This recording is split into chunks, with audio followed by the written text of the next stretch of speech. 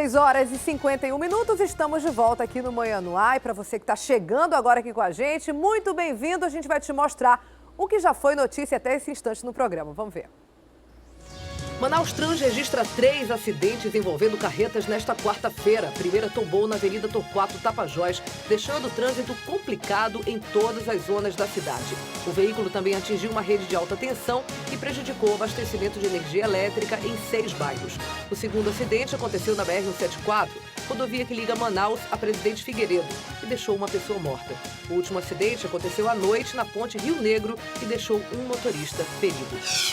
Começou a funcionar hoje a nova estação de conexão do transporte coletivo aqui na capital, o antigo Terminal 2 da Cachoeirinha. A estação foi inaugurada ontem e, a partir de agora, passa a operar com algumas mudanças, como o uso exclusivo de cartões Passa Fácil. Mais um trecho da Avenida Eduardo Ribeiro, no centro da cidade, é interditado para obras de revitalização. Agentes do Manaus Trans vão orientar os condutores sobre desvios e como evitar que veículos estacionem próximo à obra. Na série de reportagens especiais com candidatos à Prefeitura de Manaus, o candidato Luiz Castro acompanha de perto o problema do transporte público da cidade. Ele conheceu a rotina de uma auxiliar de serviços gerais que precisa pegar mais de um ônibus para chegar ao trabalho. O assunto agora é doação de órgãos. A Secretaria Estadual de Saúde começa amanhã a campanha Setembro Verde, que quer chamar a atenção para a importância de doar órgãos. A ação inclui uma série de palestras em escolas e hospitais de Manaus. Durante todo o mês de setembro vão acontecer essas ações. Sobre essa campanha, eu converso agora com a Leni Passos, que é coordenadora estadual de transplante da Suzam. Bom dia, Leni, bem-vinda, que bom recebê-la aqui no Manhã no Ar. Oportunidade. Esse é um assunto que chama a atenção de toda a sociedade, é um assunto muito polêmico, né? As pessoas sempre discutem em casa e tem que discutir mesmo, porque para ser doador de órgão, a primeira coisa a fazer é manifestar esse desejo à família, né? Exatamente. A coisa mais importante para que a gente tenha sucesso em obter uma doação de órgão é quando a pessoa já conversou com a sua família e gostaria de ser um doador caso alguma coisa venha a lhe acontecer.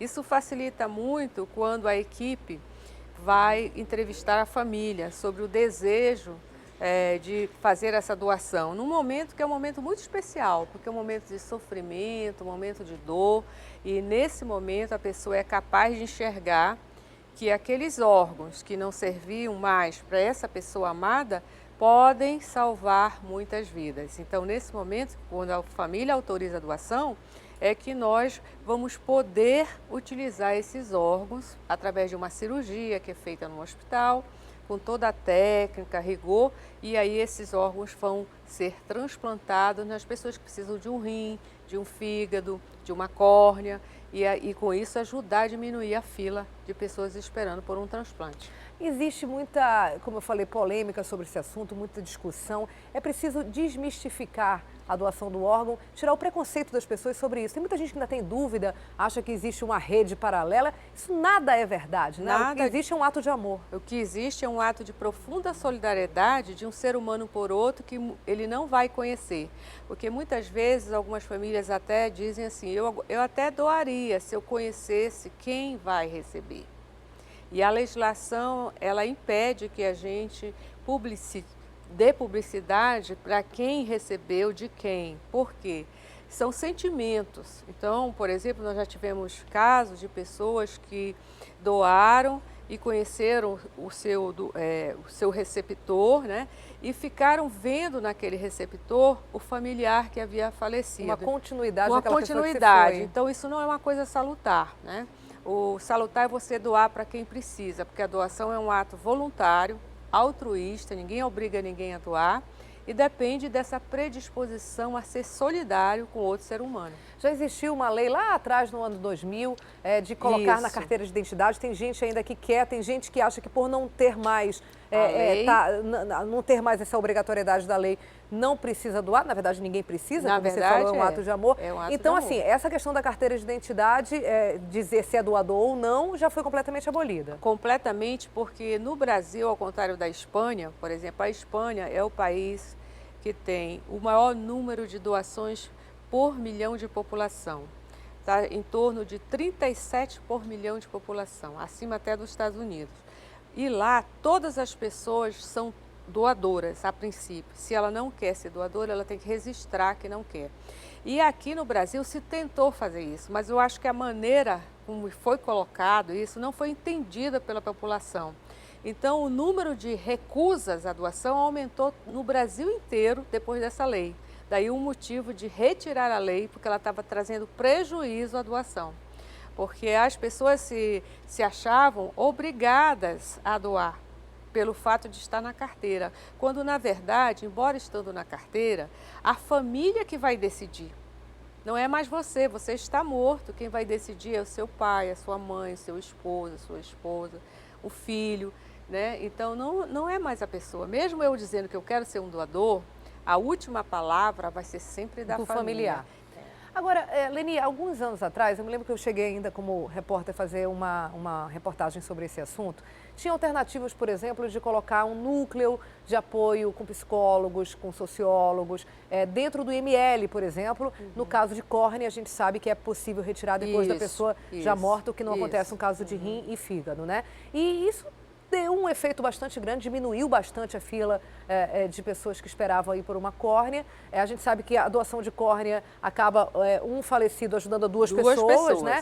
Porque Por que alternativas como essa, de estar mais próximo para conscientizar o parente, mesmo naquele momento de dor, de perda, por que alternativas como essa não são mais feitas? São feitas. O Ministério da Saúde instituiu um grupo chamado Organização de Procura de Órgãos. São pessoas que recebem um treinamento especial para entrevistar a família, para acolher a família, porque o que nós observamos é o seguinte: quando a família se sente atendida naquela necessidade, desde o início, desde a entrada no hospital, é o porteiro que facilita essa entrada, é a enfermagem que acolhe, é o médico que prontamente atende o paciente. Mesmo com tudo feito, se essa pessoa vem a óbito, a família se sente contemplada. Amparada, né? Amparada. Quer dizer, foi feito tudo que podia. Foi feito tudo que podia. Então, a tendência dessa família é doar. Aí entra a nossa equipe, que é uma equipe que vai primeiro acolher essa família, saber se ela tem algum momento, aliás, daquele momento alguma necessidade especial, tentar resolver esse problema e, posteriormente, no momento que ela sente que a família já aceitou a morte, está mais tranquila, eles vão fazer a entrevista com uma técnica que eles foram treinados para obter esse resultado. E a gente observa que essa sequência ela é muito importante.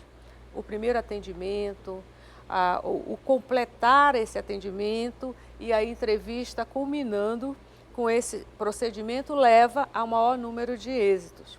No entanto, ainda existem alguns mitos sobre a doação.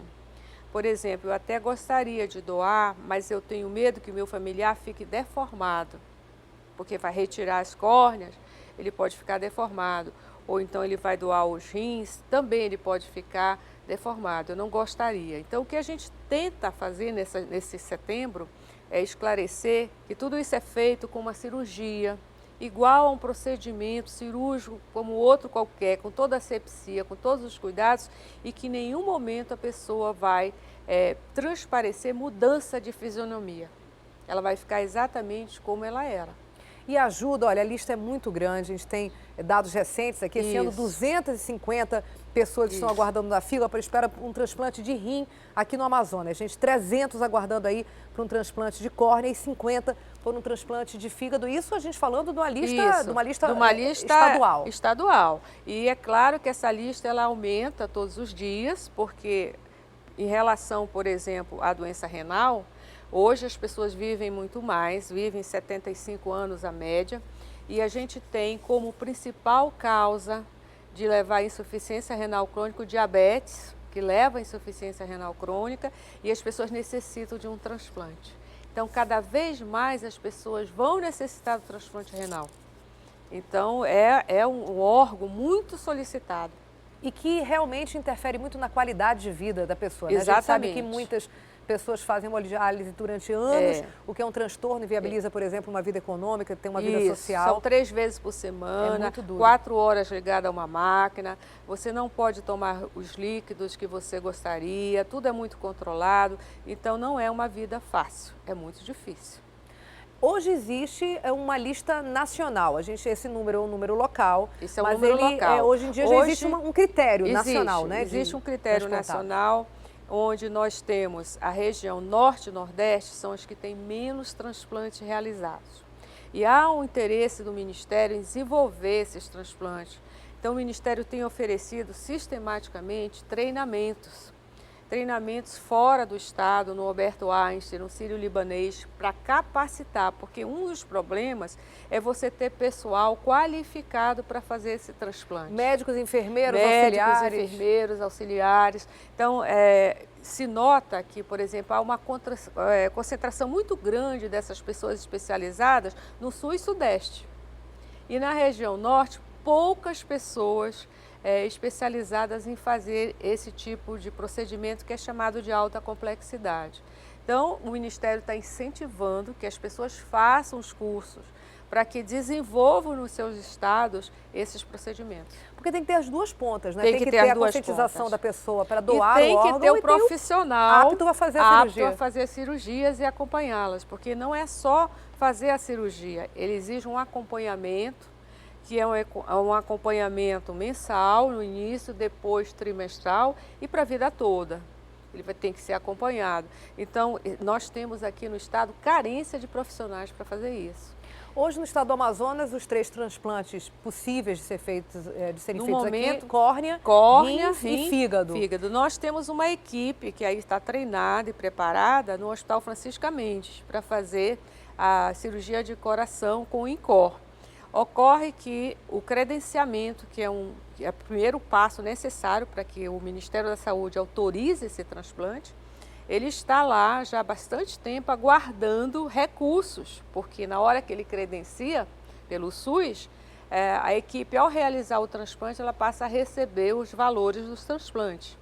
E como você sabe, tem uma crise nacional, todos os novos serviços foram bloqueados. Agora, Aline, já tem bastante tempo, eu acho que desde que inaugurou o Francisca Mendes, ou pouco tempo depois, mas já pensou em fazer isso. Na verdade, efetivamente, foi ano passado, de 2 anos que o processo andou com a tutoria do INCOR. Entendi. Porque o INCOR, ele se interessou muito em que o Amazonas realizasse o transplante de coração.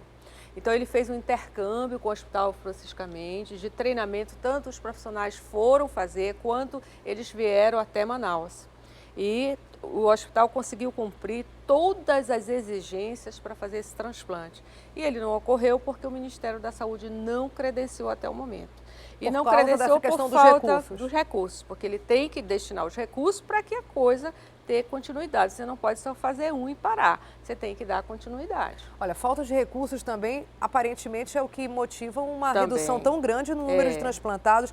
Em 2015, foram 400 pessoas atendidas que receberam transplante no Amazonas.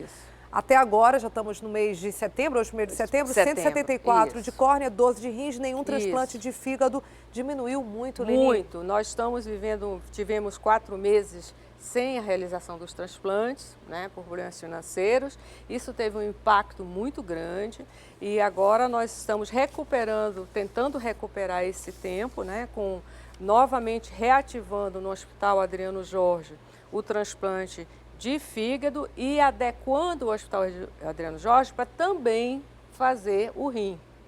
Então, o 4º andar está sendo preparado para a realização não só mais do fígado, mas também do rim.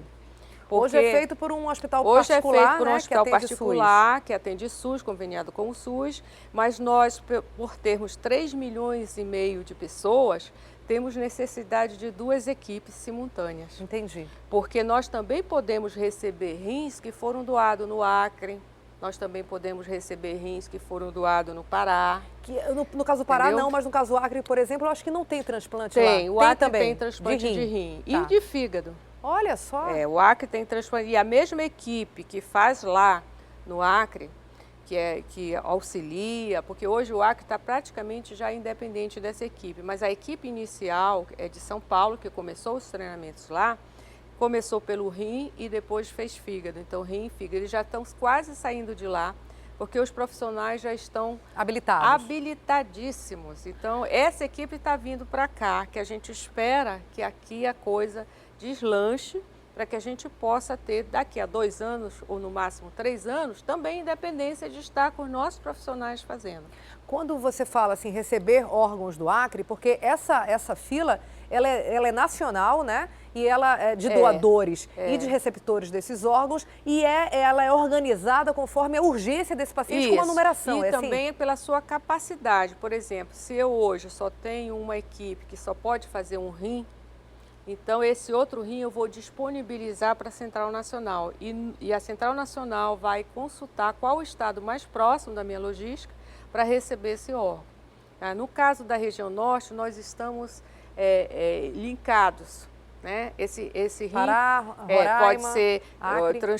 transplantado no Acre ou pode ser transplantado no Pará e vice-versa. Né? Mas a Central Nacional é ela que distribui. A gente coloca à disposição e a central é que distribui. Pela urgência e de forma muito rápida, né? Muito Porque rápida. Existe por exemplo, uma se for o quantidade máxima de coração horas. ou o fígado, eles têm critérios diferentes. Por exemplo, o coração, ele é um critério nacional. Por quê? Você sabe quais são os pacientes com maior risco de vir a óbito se não receber um coração a nível nacional. Certo. Então, esse coração é destinado para aquele paciente que está ali. Ou o fígado, no caso de uma hepatite fulminante, ela tem preferência sobre todos os outros transplantes de fígado que venham ocorrer, porque a hepatite fulminante ela tem um tempo que, se você não intervir, a pessoa não consegue resistir. Então, você comunica à central que você está com um caso de hepatite fulminante, que precisa desse fígado, e esse fígado vai vir de Porto Alegre para cá, porque essa é a prioridade zero. Independente da distância. Independente da distância. Local. O rim não, porque o rim você tem a máquina, como você falou, de hemodiálise, ele não é a prioridade número 1. Ele prolonga, né? Ele consegue a manter a possibilidade possibilidade de vida. É diferente do coração e é diferente do fígado. Leni, agora falando exatamente do 1º de setembro, que é hoje, né? Amanhã Isso, começa. começa amanhã. Mas ao longo do mês de setembro inteiro, esse alerta. Como é que vai ser feita essa programação? Então, essa é uma programação que é feita em todos os estados a nível nacional. E tanto a nível do Ministério como a Associação Brasileira de Transplante de Órgãos. Nós começamos escolhendo a cor verde para simbolizar a esperança de que alguém faça essa doação. Então, a sexta-feira agora, nós vamos estar no Hospital Adriano Jorge, às 17 horas, fazendo a iluminação, né, desse hospital de verde, que é a cor do Setembro Verde. Aí, no dia 11, que é um domingo, nós vamos estar na Ponta Negra fazendo a caminhada verde. Na verdade, é aproveitar aquele momento que as pessoas estão lá descontraídas, estão felizes, estão relaxando para falar sobre doação. Que é um momento onde você pode ouvir melhor falar sobre doação. Está com a família, né? Está com a todo mundo família, junto ali. é descontraído, então nós vamos estar lá nessa caminhada. E no dia 30 de setembro, nós fazemos um culto ecumênico na Assembleia Legislativa, onde nós agradecemos as famílias que doaram. Nós convidamos todas as famílias que doaram no ano e as que quiseram participar do ano passado, mas nós vamos agradecer. Vamos lembrar essas pessoas, onde é passada a foto das pessoas que doaram com mensagens da família para aquela pessoa. É um momento muito emocionante que nós agradecemos a Deus e as famílias por essa oportunidade. E durante o resto do mês, a partir do dia 11 em diante, até o dia 30, que é esse dia, várias palestras de sensibilização em escolas, porque nós achamos que as escolas são um excelente veículo de comunicação. Os alunos, assim como antigamente a gente tinha medo de ir no dentista e hoje a gente não tem mais, né? Por quê? Porque hoje se tornou uma rotina. E as crianças são o melhor exemplo disso. Elas levam para casa essa mensagem, elas conversam sobre esse assunto e serão adultos que já ouviram falar do transplante, já ouviram falar da doação, com certeza vão colaborar muito mais. É a mudança da sociedade que a gente quer, cada vez com menos Exatamente. preconceito, com Isso. mais abertura aí para a qualidade de vida e para salvar vidas mesmo. Exatamente. Imagina a agonia das pessoas que estão ali esperando um órgão para uma coisa muito viverem difícil melhor. estar numa fila de transplante, porque você não sabe qual é o momento que esse órgão vai chegar. Então, todo dia é um dia de expectativa. Então, a doação ela é muito bem-vinda e o que a gente quer é que a população faça a sua doação. Nós temos um cálculo, Daniela, que se houver 50 doações por ano, nós conseguimos reduzir em mais de 50% as filas. Então, é um número bastante um número significativo e que não é alto de ser atendido, não. Devido, infelizmente, à quantidade de pessoas que vêm a óbito, que tem, por exemplo, uma morte cerebral que dá tempo de retirar o órgão. Às vezes nós temos até casos de pessoas que querem doar, mas também nós temos os impedimentos de ordem médica. Uma enfermidade, né? Uma algo enfermidade desse tipo. que impede a doação. Nós já tivemos alguns casos até de pessoas que nos procuraram. Olha, nós queremos fazer uma doação, mas quando examinado, o paciente não tinha condições de oferecer aqueles órgãos. Então, só para mostrar que às vezes, quando a sensibilidade é grande, as pessoas até procuram espontaneamente. Leni Passos, coordenadora estadual de transplante da Suzam. A gente espera realmente que esse setembro conscientize, né? Chame a atenção para a doação de órgãos e haja uma mudança da sociedade nesse sentido. Exato, nós estamos nessa batalha. E agradecemos a oportunidade de estar aqui falando sobre isso e esperamos realmente que o Amazonas, depois de 20 anos sem fazer transplante de órgão de doador falecido, começou a fazer em 2011 e que ele não saia desse mapa e que ele continue para que a gente faça parte de uma estatística melhor. Uma estatística positiva na saúde que nós queremos. Obrigada, Leni. Até a próxima. Obrigada. Gestores da saúde dos 9 estados da Amazônia Legal querem criar aí um consórcio interestadual para comprar medicamentos em larga escala e assim baratear o preço, né? O assunto foi discutido durante uma reunião realizada ontem que tratou também de estratégias para melhorar o atendimento na saúde aqui na região. 5.500.000 metros quadrados. Esse é o tamanho da Amazônia. 60% da floresta fica no Brasil, dividido em 9 estados. São cerca de 25 milhões de habitantes, numa região que muitas vezes é de difícil acesso.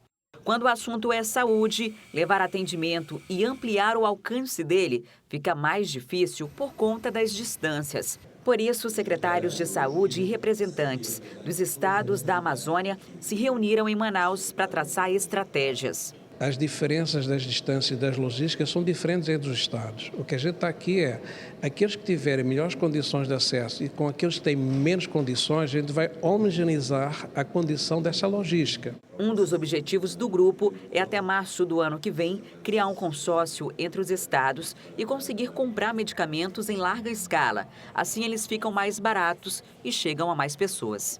Mas não é apenas só adquirir medicamentos, você precisa ter a gestão desse medicamento. Então vai ter conjuntos de compartilhamento, de abastecimento, de redistribuição, de logística, de assessoria técnica para assistência farmacêutica, para que a gente consiga ter um conjunto de ações dentro do consórcio que vão premiar não só a aquisição, mas também a distribuição desses medicamentos. O governo prorrogou mais uma vez o prazo para quem ainda não sacou aí o abono salarial de 2014, que estava disponível até ontem, viu? Os benefícios que não forem sacados devem voltar aí para o Fundo de Amparo ao Trabalhador, que é uma pena, e não vão estar mais disponíveis para retirada nas agências bancárias. Eu converso agora com a Thea Morel, que tem mais informações sobre esse assunto para a gente. Quem sabe aí não é seu caso, você consegue aí um dinheiro extra, nem sabe que tem esse direito, não é isso, Thea Morel? Bom dia. Até quando o benefício pode ser sacado a partir de agora, hein? Era até ontem, agora foi prorrogado. Vai até quando? Thea, bom dia.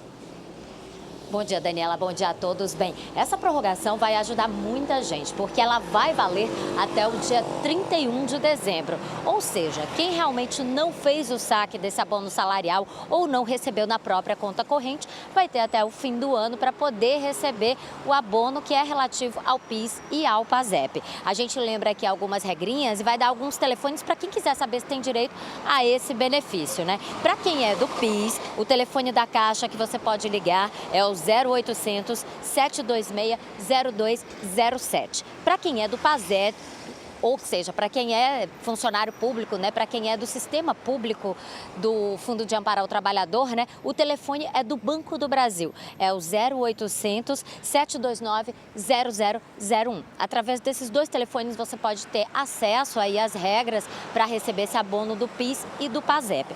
Apesar desse prazo ser bem grande, Daniela, até o dia 31 de dezembro, né, é muito importante que a pessoa já procure esse benefício. De acordo com o governo federal, 95% dos beneficiários já receberam, mas em todo o país nós temos cerca de 800 mil trabalhadores que ainda têm direito a esse abono e que não foram atrás, né? E como você mesmo disse, se eles não receberem dessa vez até o dia 31 de dezembro, esse dinheiro todo volta para o Fundo de Amparo ao Trabalhador. Aqui no Amazonas, nós temos cerca de 4 mil trabalhadores que ainda não receberam esse abono, que não foram atrás. São trabalhadores que no ano passado, em 2014, exerceram algum tipo de atividade remunerada por pelo menos 30 dias e nessa atividade remunerada tiveram um salário de cerca de 2 salários mínimos. Eles têm direito a esse abono, a essa graninha extra. O ideal mesmo é você procurar essas agências bancárias, a Caixa ou o Banco do Brasil, para saber se você pode receber esse dinheiro bem antes do prazo que acaba, que é 31 de dezembro. E esse prazo, Dani, dessa vez não vai ser mais prorrogado. Obrigada, Thea Morel, pelas informações, que essa informação seja muito útil aí para 4 mil pessoas. Gente pra caramba, hein, Thea? Tomara que eles aproveitem aí. Seria uma pena realmente voltar para o Fundo de Participação do Trabalhador. Obrigada, Thea. Daqui a pouco eu volto então contigo. São 7 horas e 16 minutos. A gente volta daqui a pouco mostrando para você a abertura aí da Semana da Pátria. É só assim, dia 5, segunda-feira, o desfile, tem também no dia 7, mas já tem uma série de atividades a partir de agora e a gente mostra para você como é que vai ser todo esse fim de semana aí, em homenagem ao nosso estado e à nossa pátria também. A gente volta já já.